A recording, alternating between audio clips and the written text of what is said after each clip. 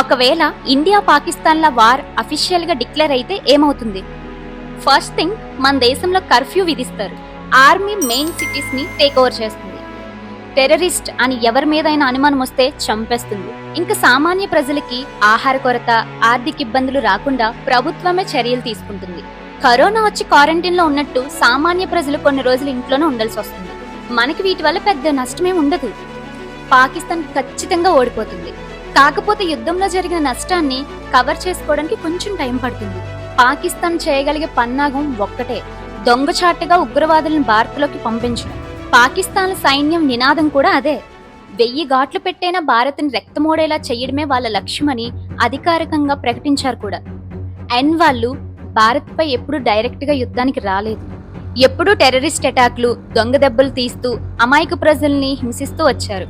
ఇకపై ఎక్కువ జరిగే ఛాన్సులు కూడా ఉన్నాయి. అందుకే ఇప్పుడు దేశంలో మెయిన్ సిటీస్ లో ఆర్మీ సెక్యూరిటీని కూడా పెంచారు.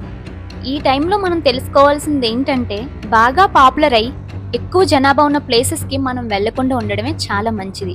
అక్కడే బ్రతికే వాళ్ళైతే ఇంకేం చేయలేమనుకోండి, బట్ మన జాగ్రత్తలో మనం ఉండాలి. మీ ఒపీనియన్ ఏంటో కామెంట్ చేయండి. కొత్త వాళ్ళైతే సబ్స్క్రైబ్ చేసుకోండి. నేను మీ జాను.